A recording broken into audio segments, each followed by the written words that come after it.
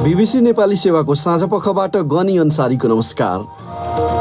आज कार्यक्रममा महालेखा परीक्षकद्वारा वार्षिक प्रतिवेदन राष्ट्रपति समक्ष पेश, के छन् मुख्य सुझाव?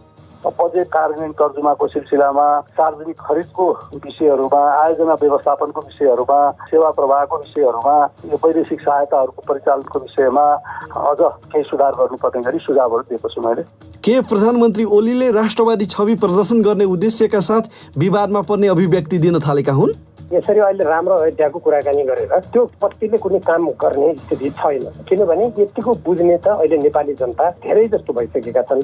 नेपाल सन्दर्भमा नेकपाका नेता भीम रावल र अन्तर्राष्ट्रिय प्रसङ्गमा हुवावेईलाई हटाउने युकेको निर्णयप्रति चीनको कडा आपत्ति।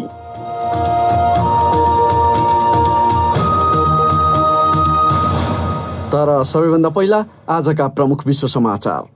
विनिता दाहालबाट समाचार सुन्नुहोस्। पानीको वितरणबारे इजिप्ट र सुडानसँगको वार्ता बिना सम्झौता टुङ्गिएको भोलिपल्ट इथियोपियाले नाइल नदीमा रहेको विवादास्पद ग्रान्ड रेनासा बाँधसँगैको जलाशय भर्न थालेको पुष्टि गरेको छ। इथियोपियाका जल सिँचाइ तथा ऊर्जा मन्त्री सिलेसी बकेलाले बाँध बनाउने र पानी भर्ने काम सँगसँगै हुने बताए। इथियोपियाले आफ्नो आर्थिक विकासका लागि जलविद्युत परियोजना निकै महत्त्वपूर्ण रहेको रूपमा हेरेको छ, तर तल्लो तटमा पर्ने इजिप्ट र सुडानले भने पानीको पहुँचमा निकै कमी आउने आशंका व्यक्त गरेका छन्। जलाशय कसरी र कहिले भर्ने र पानी कति मात्रामा पठाउने भन्ने विषयमा भएका वर्षौं लामा वार्ताहरू कुनै सहमतिमा पुग्न सकेका छैनन्। ब्रिटिस सरकारले आफ्नो 5G मोबाइल नेटवर्कबाट चीनको ठूलो प्रविधि कम्पनी हुवावेईलाई हटाउने निर्णय गरेपछि विश्वासमाथि नराम्ररी धक्का पुगेको चीनले बताएको छ। चीनले आफ्नो स्वार्थको रक्षाका लागि आवश्यक सबै कदमहरू चाल्ने पनि बताएको छ। विदेश मन्त्रालयकी प्रवक्ता ख्वा चुन इङले भनिन्, यो एउटा कम्पनी वा उद्योग बारे मात्रै होइन, यो युकेले व्यापारिक र प्राविधिक विषयलाई राजनीतिकरण गरेको कुरा हो। विदेश मन्त्रालयकी प्रवक्ताको भनाई। बेजिङले युकेमा सञ्चालन हुने सबै चिनिया कम्पनीहरूमाथि खतरा बढेको भन्दै त्यसबारे ध्यान दिनुपर्ने जनाएको छ। चिनिया कम्पनीहरूले ब्रिटेनको ऊर्जा, यातायात लगायतका रणनीतिक उद्योगहरूमा धेरै लगानी गरेका छन्। अमेरिकाले गत मे महिनामा चिनिया कम्पनी हुवावेईमाथि नयाँ प्रतिबन्धहरू लगाएपछि ब्रिटेनले पनि सुरक्षाका कारण भन्दै हुवावेईका उपकरणहरूको प्रयोग बन्द गर्ने निर्णय गरेको हो। बेजिङले हङकङमा चुनावी अभियान चलाउँदा त्यसले नयाँ सुरक्षा कानून तोडेको हुन सक्ने भन्ने बताइरहँदा स्थानीय विधायक सभा निर्वाचनका उम्मेद्वारहरूले भने चुनावी अभियानहरू जारी राख्ने बताएका छन्। अभियानकर्मी जोसुआ ओङले हङकङका जनताको आवाज विश्वमा सुनिन आवश्यक रहेको बताए। सेप्टेम्बरमा हुने चुनावमा उम्मेद्वार चयनका लागि 6 लाखभन्दा बढी मानिसले मत हालेका थिए। तपाईँ बीबीसी नेपाली सेवाको साँझपख सुनिरहनु भएको छ। अजरबैजानमा प्रहरीले हजारौं प्रदर्शनकारीहरूलाई तितरबितर पार्न पानीको फोहरा प्रयोग गरेको छ। छिमेकी देश अर्मेनिया विरुद्ध सैन्य कारबाही हुनुपर्ने माग गर्दै सीमा क्षेत्रमा उनीहरूले 3 दिनदेखि प्रदर्शन गरेका थिए। बीबीसी संवाददाता रेमन दिमित्रीले भनिन्, प्रहरीले तितरबितर पार्नु अघि केही प्रदर्शनकारीहरूले संसद भवनमा ढुङ्गा हानेका थिए। अधिनायकवादी शासन व्यवस्था भएको अजरबैजानमा ठूलो भेलाहरू बिरलै हुने गर्छ, तर सीमा क्षेत्रमा सुरक्षाकर्मी मारिएपछि त्यसले जनतामा आक्रोश उब्जाएको छ। बीबीसी संवाददाताको भनाई। अजरबैजानले सीमामा भएको झडपका क्रममा आफ्ना 11 सुरक्षा फौज गुमाएको जनाएको छ भने अर्मेनियाले आफ्ना 4 सुरक्षाकर्मी मारिएको जनाएको छ। उक्त लडाईँ निम्ति आएको आरोप दुवै देशले एकअर्कालाई लगाउँदै आएका छन्। अर्मेनिया र अजरबैजानले नगोर्नो क्याराबाखको विवादास्पद क्षेत्रलाई लिएर लडाईँ गर्दै आएकामा सन् 1994 मा युद्धविराम भएको थियो। बेलारुसमा 250 भन्दा बढी प्रदर्शनकारीहरूलाई सरकारी निर्देशनको अवज्ञा गरेको भन्दै रातभरि थुनामा राखेपछि अनुसन्धानकर्ताहरूले फौजदारी मुद्दा सुरु गरेका छन्। अर्को महिना हुने राष्ट्रपतीय निर्वाचनमा उठ्नका लागि 2 जना विपक्षी उम्मेद्वारहरूलाई त्यहाँको निर्वाचन आयोगले अयोग्य ठहर्याएपछि सामाजिक सञ्जालमा गरिएको आह्वानबाट मानिसहरू विरोधका लागि सडकमा उत्रिएका थिए। हिजो बेलारुसको निर्वाचन आयोगले राष्ट्रपति एलेक्सान्द्र लुकासेन्काका प्रतिद्वन्द्वीलाई सम्पत्ति विवरणमा अनियमितता देखिएको र चुनावी अभियानका क्रममा विदेशी संगठनहरूको सहभागिता रहेको आरोपमा चुनावमा उठ्नका लागि अयोग्य ठहर्याएको थियो। र संयुक्त राष्ट्र संघले भेनेजुएलाको अमेजन क्षेत्रमा रहेका सुन र हिराका खानीलाई आपराधिक गिरोहले नियन्त्रणमा राखिरहेको जनाएको छ। यो BBC नेपाली सेवा हो।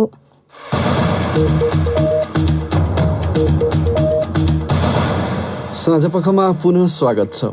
आर्थिक सुशासन सम्बन्धी सरकारको प्रतिबद्धता बीच कानुनले तोकेभन्दा रकमान्तर गरेको पाइएको महालेखा परीक्षक कार्यालयको प्रतिवेदनले औल्याएको छ। सङ्घ, प्रदेश र स्थानीय तह गरी 3वटै सरकारले आर्थिक वर्ष 2075-76मा गरेको खर्चको लेखा परीक्षण गरेर तयार पारेको उक्त वार्षिक प्रतिवेदन कार्यालयले आज राष्ट्रपति विद्यादेवी भण्डारीलाई बुझाएको हो। यसै सन्दर्भमा हामीले महालेखा परीक्षक टङ्कमणि शर्मा दङ्गाललाई केही बेर अघि सोधेका थियौँ।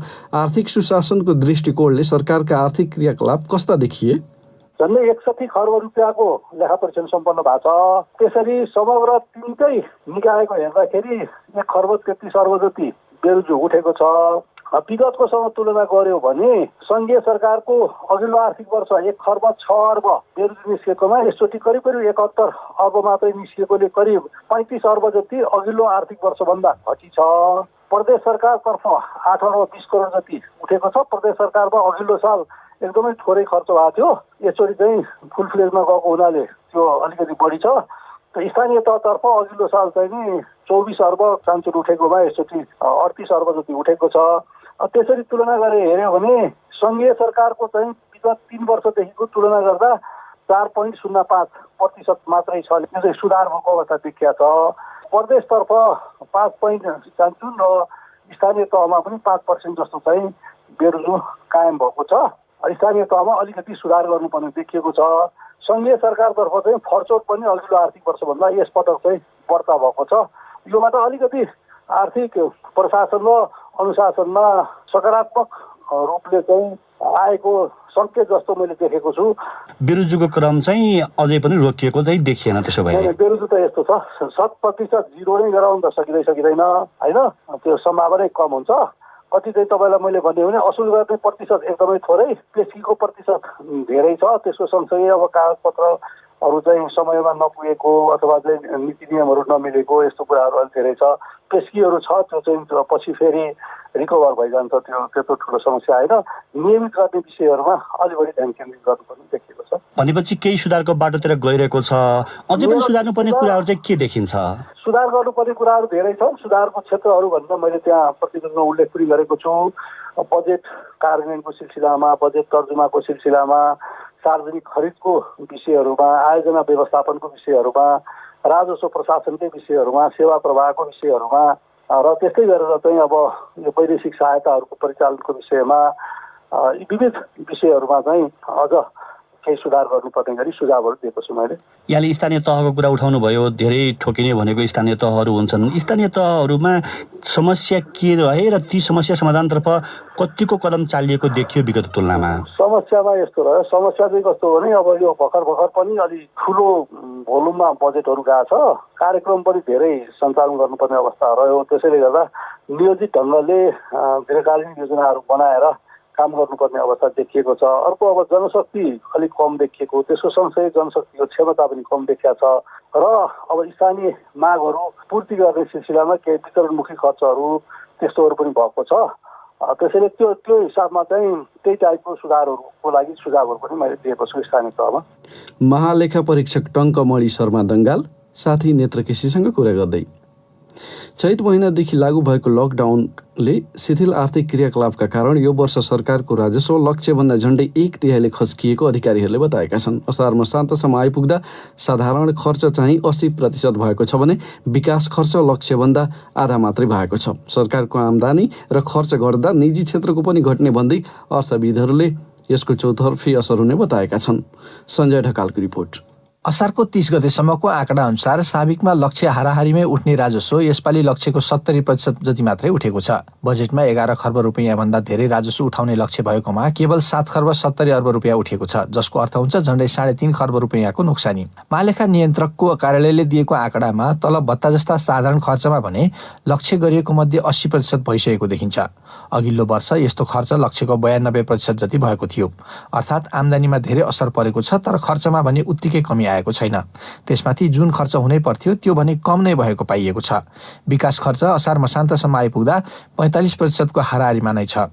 कोरोना भाइरस महामारीकै कारण यस्तो भएको महालेखा नियन्त्रक गोपीनाथ मैनालीले बताए। चैत वैशाख जेठ आषाढ लगभग सबै चाहिँ बन्दबन्दी भइसके पछाडि पुँजीगतमा चाहिँ त्यति खर्चहरू हुन नसकेकै हो। अहिलेको साल अलि बढी हुने अपेक्षा थियो हाम्रो, त्यो अपेक्षा पुरा भएन। यही महासङ्कटले साधारण खर्चतर्फको चालु खर्चतर्फको कुराहरू गर्दाखेरि चाहिँ कोरोना नियन्त्रणको लागि पनि हामीले सरकारी बजेट प्रणालीबाट र नियन्त्रण कोषबाट पनि खर्च भएको हुनाले त्यही खर्चहरू चालु खर्चमा बढी देखिएको हो। तर कतिपय अनिवार्य कर दायित्वका आम्दानी भने ढिलै भए पनि अझै उठ्न सक्ने उनले बताए। एकतिर राजस्व कम भएको अनि अर्कोतिर पुँजीगत वा विकास खर्च हुन नसकेकाले अर्थतन्त्रलाई नै सङ्कुचित पार्ने खतरा अर्थविदहरूले देखेका छन्। अर्थविद केशव आचार्य भन्छन्, सरकारले 1 रुपियाँ खर्च गर्यो भने निजी क्षेत्रले 3-4 रुपियाँ खर्च गर्दो रहेछ। त्यसैले सरकारले खर्च नगरेर मात्रै आर्थिक क्रियाकलापलाई सङ्कुचन गर्ने होइन कि सरकारले नगरिदिँदा यो परिपूरक रूपमा निजी क्षेत्रबाट जुन स्रोत आउने हो र त्यो लगानीबाट भनौँ न यो सरकार रोजगारीको अवसरहरू, स्रोत परिचालनहरू, त्यसपछि सरकारको राजस्वको आधार नै सबै सुक्छ। करिब 1 महिना अगाडिसम्म पनि सरकारलाई कम राजस्व उठ्नाले चिन्ता परेको थियो। त्यतिखेर प्रतिनिधि सभामा बोल्दै अर्थमन्त्री युवराज खतिवडाले मासिक अनिवार्य खर्च दायित्व 40 अर्ब रहेको तर राजस्व केवल 15 अर्बको हाराहारीमा उठिरहेको बताएका थिए। तर खास गरी असार 1 गतेपछि लकडाउन खुकुलो भएकाले बढेका आर्थिक क्रियाकलापका कारण पछिल्ला साताहरूमा अवस्था थोरै अनुकूल हुन थालेको अर्थविदहरू बताउँछन्, जसको प्रतिबिम्ब केही समय अगाडि अर्थमन्त्रीले एउटा कार्यक्रममा दिएको अभिव्यक्तिले पनि प्रश्न पार्छ।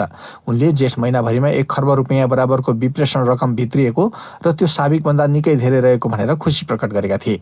साथै लकडाउनका बेला 20% खुम्चिएको अन्तर्राष्ट्रिय व्यापार अहिले 80% पुगिसकेको र त्यसले गर्दा राजस्व बढिरहेको उनले बताए। अलिकति सरकारको राजस्व र खर्चमा केही सङ्कुचन आएको हो, तर त्यो जब हामी अर्थतन्त्र खुकुलो गर्दै जान्छौँ तदनुरूप त्यो छिटै माथि जान्छ। हाम्रा केही संरचनाहरू बिग्रे भत्केका होइन, हाम्रा क्रियाकलापहरू चाहिँ जब खुकुलो हुन्छन् स्वतः यी कुराहरू पनि बढ्दै जान्छ। तर उनले भनेको जस्तो त्यो सुधार कति र कहिले होला भन्ने बारे चाहिँ धेरै अनिश्चय अझै बाँकी नै छन्। सञ्जय ढकाल, BBC, काठमाडौँ। नेपालमा बुधबार थप 116 जना व्यक्तिमा कोरोना भाइरस संक्रमण पुष्टि भएको र 1 जनाको मृत्यु भएको स्वास्थ्य तथा जनसङ्ख्या मन्त्रालयले जनाएको छ। यो वृद्धिसँगै बुधबार अपराह्नसम्म देशभरि पुष्टि भएका संक्रमितको कुल सङ्ख्या 17,061 पुगेको छ। मन्त्रालयका प्रवक्ता डाक्टर जागेश्वर गौतम, आजको जम्मा संक्रमित हुनेहरूको संख्या 116 छ। हाल सक्रिय संक्रमितको संख्या 6,114 छ। सक्रिय संक्रमित र निको भई घर फर्किनेहरूको जम्मा संख्या 17,177 छ। तीमध्ये 11,025 जना अर्थात् 64.2% संक्रमितहरू भाइरस मुक्त भएर घर फर्किएको र 39 जनाको मृत्यु भएको मन्त्रालयको तथ्याङ्कले देखाउँछ।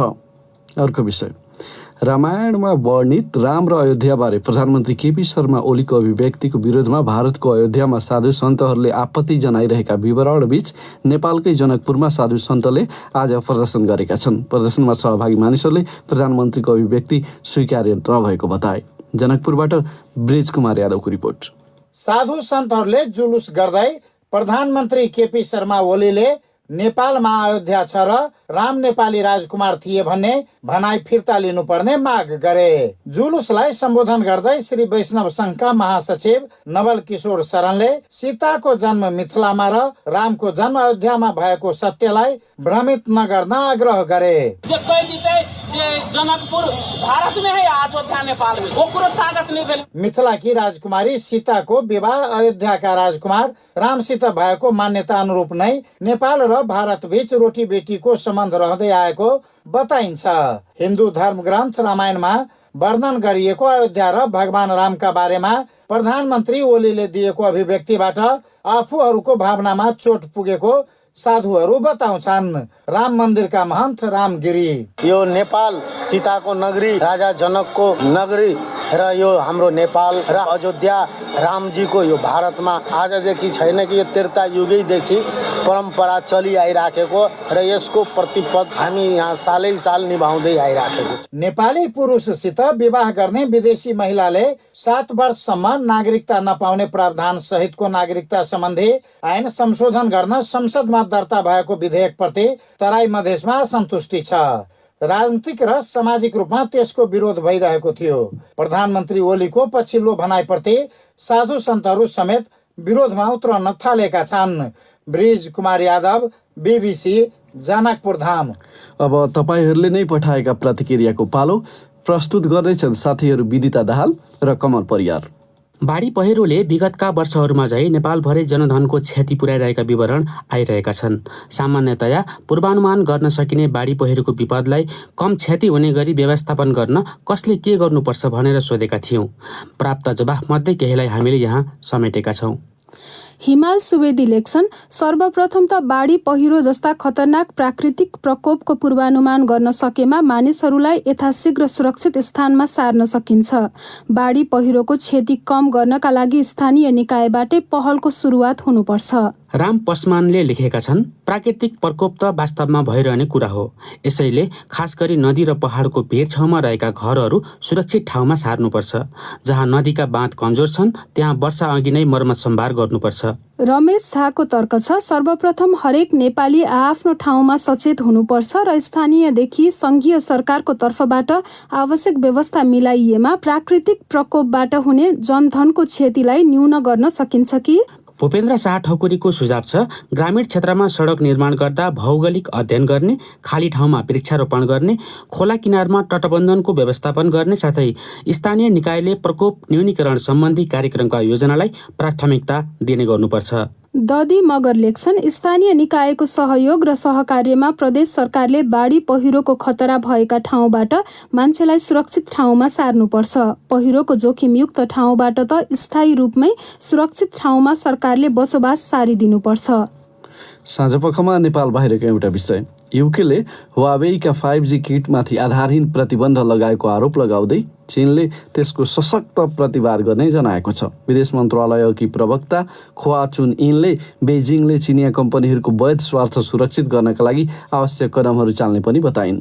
BBC विवरणमा आधारित रिपोर्ट सुनौ विनिता दाहालबाट।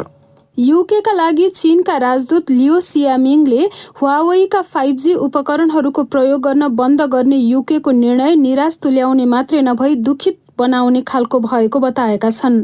राजदूत सियामिङले हुवावेईमाथि गरिएको व्यवहारलाई चीनिया व्यापारिक क्षेत्रले नजिकबाट नियाल्ने पनि बताए। तर विदेश मन्त्रालयले भने अझै कडा भाषा प्रयोग गरेको छ। विदेश मन्त्रालयकी प्रवक्ता ख्वा चुन इङले युकेले अमेरिकासँग सहकार्य गर्ने बहानामा आधारहीन खतरा मोलेको र विगतमा गरेका सान्दर्भिक सम्झौताहरू उल्लङ्घन गरेको बताइन्। यसैबीच अमेरिकी राष्ट्रपति डोनाल्ड ट्रम्पले भने हुवावेईलाई हटाउने युकेको निर्णयको स्वागत गर्दै हुवावेई प्रयोग गर्दा सुरक्षामा खतरा रहेकोले आफूले थुप्रै देशलाई सहमत गराएको बताए। आज बुधबार, अब प्रस्तुत छ साप्ताहिक नेपाल सन्दर्भ।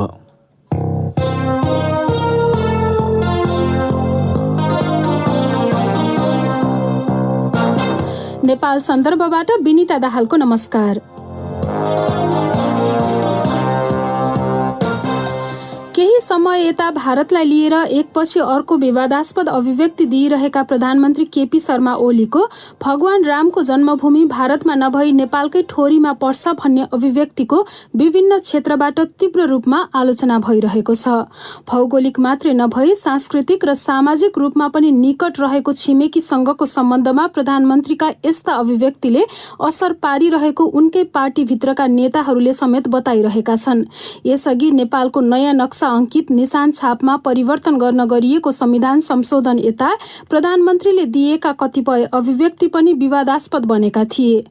उनले वार्ताका माध्यमबाट दुई देशको समस्या समाधान गर्न भन्दा विवादास्पद सार्वजनिक अभिव्यक्ति दिँदा त्यसमा कूटनीतिक परिपक्वता नदेखिएको भन्दै टिप्पणी पनि हुने गरेको छ। कतिपयले कोरोना भाइरसको महामारी, बाढी पहिरोका कारण जनधनमा पुगिरहेको क्षति र सलहको मारका बीच सरकारप्रति जनताको निराशा बढिरहेका बेला प्रधानमन्त्रीले भारतको आलोचना गरी राष्ट्रियताको कार्ड प्रयोग गर्न खोजेको रूपमा पनि अर्थ्याएका छन्। प्रधानमन्त्रीका कतिपय अभिव्यक्तिलाई लिएर सार्वजनिक रूपमा आपत्ति जनाउने नेताहरूमध्ये पूर्व मन्त्री समेत रहेका पार्टी स्थायी कमिटी सदस्य भीम रावल पनि एक हुन्। नेपाल सन्दर्भका लागि कुरा गर्दै सबैभन्दा पहिले हामीले उनलाई सोधेका थियौं, प्रधानमन्त्रीले बेला बेला विवादास्पद अभिव्यक्ति दिइरहेका छन्, त्यसबारेमा पार्टीभित्र केही छलफल भएको छ कि छैन? यसबीचमा स्थायी कमिटीको बैठक बसेको छैन, स्थगित भएको छ। त्यसकारण यो विषयमा छलफल हुन पाएको छैन। अध्यक्षद्वयको बीचमा मैले थाहा पाएसम्म यस विषयमा कुनै गम्भीर छलफल भएको छैन। यस्ता विषयहरूमा गम्भीर छलफल हुनुपर्छ। कतिपय शीर्ष नेताहरूदेखि नै पनि अब यो चाहिँ शैली होइन, आफ्नो असन्तुष्टिका स्वरहरू छन् भने चाहिँ औपचारिक रूपमा राख्नुपर्छ भन्ने कुरा आइरहँदाखेरि प्रधानमन्त्रीले एकपछि अर्को विवादास्पद खालका टिप्पणी गर्न नछोड्ने अनि सम्बन्ध चाहिँ झन् जोड्नु पर्नेमा झन् तोडिने खालको हुँदै जाँदाखेरि त त्यसले समग्र पार्टी, देश सबैलाई असर गर्दैन? असर गर्छ। हाम्रो असंलग्न परराष्ट्र नीति, स्वतन्त्र परराष्ट्र नीति जुन छ तदनुरूप हामी सबै देशसँग गम्भीर रूपमा उच्च तहमा कुराकानी गरौँ भनेर हामीले धेरै लामो समयदेखि जोड दिएका छौँ। प्रधानमन्त्रीबाट जे अभिव्यक्ति आएको छ त्यो अभिव्यक्तिले एक त हाम्रो प्राथमिकतालाई नै उजेलमा पार्ने स्थिति देखियो। दोस्रो, त्यस्तो महत्त्वपूर्ण जिम्मेवारीमा बसेको व्यक्तिबाट यसरी बोलिरहँदा हामीले कूटनीतिक माध्यमबाट, राजनीतिक माध्यमबाट जुन उपलब्धि हासिल गर्नुपर्ने हो त्यहाँ पनि समस्या उत्पन्न हुन सक्छ भन्ने हामीलाई चिन्ता लागेको छ। तपाईहरुको यस्तो चिन्तामा जब प्रधानमन्त्रीले चाहिँ तपाईहरु कराउँदै गर्नुस्, काग कराउँदै गर्छ, पिना सुक्दै जान्छ भने जस्तो त्यो ठान्या जस्तो देखिएन? हैन, उहाँले अब के ठान्नुहुन्छ त्यो त म उहाँको मनको कुरा गर्न सक्दिनँ। तर हाम्रो बैठकमा हामीले यतिकै कुनै कुरामा ध्यान नदिएको भन्ने होइन। हामीले स्थायी कमिटीको बैठकमा सरकारको कामको समग्र समीक्षा र पार्टी कामको समग्र समीक्षाको विषय पनि कार्यसूचीमा राखेका छौँ। अब साउन 2 गते हुने बैठकमा त्यसमा निश्चय पनि छलफल हुन्छ। हामीले बोल्दै जाने र त्यो कतै नसुनिने भन्ने यो प्रणालीमा र विशेष गरी नेपाल कम्युनिस्ट पार्टीभित्रमा सम्भव छैन। कम्युनिस्ट पार्टीभित्र पार्टीलाई सर्वोच्च मान्ने गरिन्छ भनिन्छ, तर तपाईको पार्टीमा त एकजना अध्यक्षको मात्रै बोलवाला चल्ने जस्तो देखियो नि त। यसअघि नै 3वटा स्थायी कमिटी बैठक सरिसक्यो, अब चाहिँ हुन्छ भन्ने ग्यारेन्टी छ? केही समयदेखि यो जुन तपाईले संकेत गर्नुभयो विधि प्रणालीमा भएका कमजोरीलाई हटाउनको लागि गत माघ महिनामा सम्पन्न केन्द्रीय कमिटीको बैठकले पनि विशेष प्रस्ताव पारित गरेको थियो। त्यसपछिका दिनहरूमा हामी जति पनि कुरा यो प्रसङ्गमा उठाइरहेका छौँ त्यही चिन्ताले गर्दा विधि र प्रणालीमा जाउँ, सामूहिक बल बुद्धि विवेकबाट राष्ट्रिय समस्या समाधान गरौँ र पार्टीभित्रका समस्या समाधान गरौँ भन्ने कुरा हामीले उठाएका छौँ। स्थायी कमिटीको बैठकमा त्यसले गम्भीर रूपमा प्रवेश पाएको छ। अब हामी त्यो निष्कर्षतर्फ जान्छौँ। केन्द्रीय समितिसम्म यो कुरा चाहिँ जानुपर्छ भन्ने एक थरी नेताहरू अनि त्यही पार्टीभित्रै चाहिँ अल्पमत बहुमत हुँदैन यस्तो कुरामा भन्ने खालको पनि आवाज आइरहेछ भनेपछि त यो त अहिले भारतसँगको सम्बन्धलाई लिएर मात्रै भएन कि कुनै पनि विषयमा स्थायी कमिटी होस् अथवा सचिवालय बैठकमै भएको कुराहरू पनि बाहिर बहसमा देख्दा चाहिँ धेरै ठुलो समस्या छ जस्तो देखिने, समाधानको बिन्दुसम्म कहिले पनि पुग्नै नसक्ने। समाधानको एउटै उपाय हाम्रो पार्टीको विधि प्रणालीमा जानु नै हो। जहाँसम्म तपाईँले केही साथीहरूले यो बहुमत अल्पमत गर्न मिल्दैन भन्ने तर्क दिनुहुन्छ भन्नुहुन्छ, त्यो तर्क त्यति बेला मात्रै सार्थक हुन्छ जब प्रत्येक राष्ट्रिय महत्त्वका चाहे बाह्य नीतिसँग सम्बन्धित हुन् चाहे घरेलु नीतिसँग सम्बन्धित हुन्, त्यो जब छलफल भएर त्यसमा सहमति भएर ल्याउने प्रक्रिया बस्यो भने सहमतिको त्यहाँनिर अर्थ हुन्छ। र त्यो एक पक्षले कुनै त्यो विषयलाई पार्टीमा प्रवेशै नदिने, छलफलै नगर्ने, जे इच्छा लाग्छ त्यो गर्ने भइसकेपछि त्यहाँ पार्टीको विधान आकर्षित हुन्छ, तर समस्या समाधान पनि त्यही पद्धति र विधिले गर्छ। अनि अब स्थायी कमिटी बैठकमा तपाईहरूले कुरा राख्छु भने पनि अब सामाजिक सञ्जालहरूमा अहिले एउटा वैकल्पिक माध्यम जस्तो खोजेर बोलिरहनु परेको भनेपछि स्थायी कमिटीको स्वरै सुनिएन जस्तो देखिएन भने यो त प्रधानमन्त्रीले त खासै वास्तै नगरे जस्तो देखिन्छ त होइन? एकदमै गम्भीर विषयहरू जसका धेरै प्रभावहरू हुन्छन् ती विषयमा प्रधानमन्त्रीले बैठकमा नराखेर आफै सार्वजनिक गर्नु भएपछि हामीले पनि सार्वजनिक रूपमा बोल्ने बाध्यात्मक स्थिति उत्पन्न भएको हो। तर यसको अर्थ अब हाम्रो बैठक भएपछि त्यो बैठकमा यी कुराहरूले प्रवेश पाउँदैन, त्यसमा छलफल हुँदैन भन्ने होइन। अब साउन 2 गते बस्ने भनेको स्थायी कमिटी बैठकमा चाहिँ कुन विषयले बढी प्राथमिकता पाउँछ? तपाईँहरूको पार्टीभित्रको आन्तरिक कुराले कि अहिले यो भारतसँगको सम्बन्धलाई लिएर अब विभिन्न खालका विवादास्पद अभिव्यक्तिहरू जुन आएको छ त्यसलाई लिएर बढी हुन्छ? हामीले भारतद्वारा अतिक्रमित लिम्पियाधुरा, कालापानी र लिपुल क्षेत्रको बारेमा यसभन्दा अगाडि नै छलफल गरिसकेका छौँ र त्यो नेपाली भूभागबाट भारतीय सेना फिर्ता हुनुपर्छ, यी डुबानका समस्याहरू लगायत हाम्रो सीमा सुरक्षित हुनुपर्छ भन्ने कुरामा हामीले पर्याप्त छलफल गरेका छौँ। निष्कर्ष निकाल्न मात्रै बाँकी छ। अब बाँकी विषयहरूमा मैले अघि भने जस्तै सरकारको समग्र समीक्षा, पार्टीको समग्र समीक्षाको विषय पनि राखिसकिएको छ। त्यो विषयमा छलफल गर्दा त्यसले जे निष्कर्षमा हामीलाई पुर्याउँछ त्यो निष्कर्ष सबैले मान्नुपर्छ। पार्टीको विधि नै त्यही हो। तर प्रधानमन्त्री आफूले नि भन्न त भनिरहेका छन् नि, जस्तो भारतसँग चाहिँ वार्ता नै गर्ने हो, हामीले पटक पटक उनीहरूलाई प्रस्ताव गर्दाखेरि पनि त्यसको सुनवाई नभएको भनेर प्रयासै नगरे जस्तो त देखिएको छैन नि, होइन? जब समस्या उत्पन्न भइसकेपछि बाह्य सम्बन्धका क्षेत्रमा त्यहाँ एउटा औपचारिक पत्रको मात्र अर्थ हुँदैन। कूटनीति र राजनीतिका सबै माध्यमहरू उपयोग गर्नुपर्छ। म स्मरण गराउन चाहन्छु, भारतले जति बेला हामीमाथि नाकाबन्दी गरेको थियो त्यो बेला पनि हामीले कूटनीति र राजनीतिका उच्च तहमा सम्पूर्ण प्रयत्नहरू गरेका थियौँ र अन्ततः त्यसले सफलता पनि हासिल गरेको थियो। अहिले उहाँहरूले जुन प्रयास गरिरहेको छौँ भन्नुहुन्छ, त्यो प्रयास गर्ने सन्दर्भमा पनि पार्टीभित्र पनि गहिरो छलफल हुनु पर्यो, सरकारभित्र पनि गहिरो छलफल हुनु पर्यो र हाम्रो क्षमतालाई सम्पूर्ण रूपमा परिचालित गरिएको देखिनु पर्यो भन्ने हाम्रो भनाइ हो। कोरोना भाइरस महामारी सलह, होइन, अनि त्यसपछि बाढी पहिरो, यी सबैका माझ प्रधानमन्त्रीले चाहिँ आफ्नो सरकार अलिकति अलोकप्रिय हुन थाल्यो अथवा जनतामा निराशा बढ्यो भनिरहेको बेलामा एउटा राष्ट्रियताको कार्ड कतिपयले उनीहरूकै शब्दमा भनेको त्यो चाहिँ चाल्न खोजेको जस्तो भन्ने तपाईँहरूको पनि बुझाइ त्यही हो? मैले विषयान्तर गरियो भन्ने कुरा त सार्वजनिकमै भनिसकेँ। अब जहाँसम्म तपाईँले त्यो कार्ड पत्तीको कुरा गर्नुभयो, अब त्यो पत्ती यसरी अहिले राम्रो अयोध्याको कुराकानी गरेर त्यो पत्तीले कुनै काम गर्ने स्थिति छैन, किनभने यतिको बुझ्ने त अहिले नेपाली जनता धेरै जस्तो भइसकेका छन्। त्यसकारण यस्ता कुराहरूतर्फ लाग्नुभन्दा वास्तविक समस्याको वास्तविक समाधान खोज्ने कुरालाई प्राथमिकतामा राख्नु धेरै बुद्धिमानी हुन्छ। अब अन्तिममा तपाईँहरूको पार्टीभित्र नै पनि एकदम आन्तरिक कलह तीव्र रूपमा बढेको थियो, होइन? अहिले चाहिँ अवस्था के छ? यो हो कलह भन्ने भन्दा पनि हाम्रो पार्टीभित्र गएको समयदेखि सैद्धान्तिक नीतिगत विधिसँग सम्बन्धित, हाम्रो अन्तर्राष्ट्रिय स्वतन्त्र परराष्ट्र नीतिसँग सम्बन्धित गम्भीर विषयहरू सिर्जना भए। ती विषयहरूको समयमा छलफल नभएको हुनाले यो समस्या चर्केर गएको हो। अहिले यस सम्बन्धमा अध्यक्षद्वयले पनि निरन्तर कुराकानी गरिरहनु भएको छ। अरू धेरै हामीले पनि यस सम्बन्धमा विभिन्न कुराकानी गरिरहेका छौँ।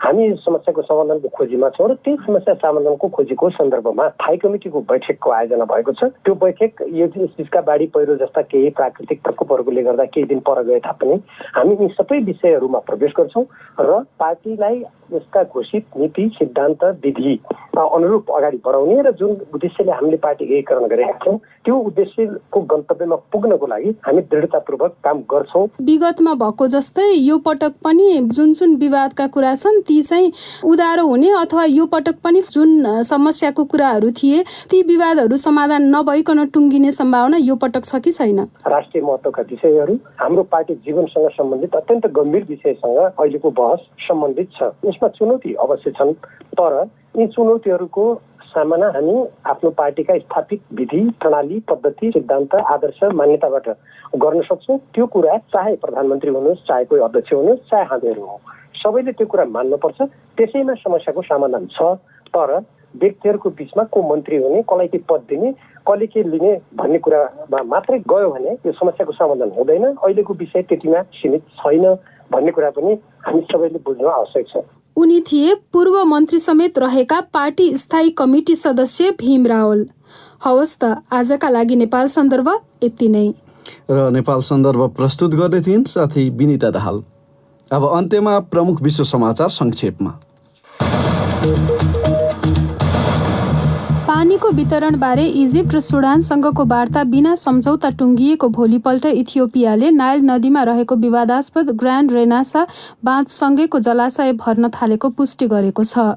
ब्रिटिस सरकारले आफ्नो 5G मोबाइल नेटवर्कबाट चीनको ठूलो प्रविधि कम्पनी हुवावेईलाई हटाउने निर्णय गरेपछि विश्वासमाथि नराम्ररी धक्का लागेको चीनले बताएको छ। अजरबैजानमा प्रहरीले हजारौं प्रदर्शनकारीहरूलाई तित्तर-बित्तर पार्नका लागि पानीको फोहरा प्रयोग गरिरहेको छ। बेइजिङले हङकङमा चुनावी अभियान चलाउँदा त्यसले नयाँ सुरक्षा कानून तोडेको हुन सक्ने भन्ने बताइरहँदा स्थानीय विधायक सभा निर्वाचनका उम्मेद्वारहरूले भने चुनावी अभियानहरू जारी राख्ने बताएका छन्। र बेलारुसमा 250 भन्दा बढी प्रदर्शनकारीहरूलाई सरकारी निर्देशनको अवज्ञा गरेको भन्दै रातभरि थुनामा राखेपछि अनुसन्धानकर्ताहरूले फौजदारी मुद्दा सुरु गरेका छन्।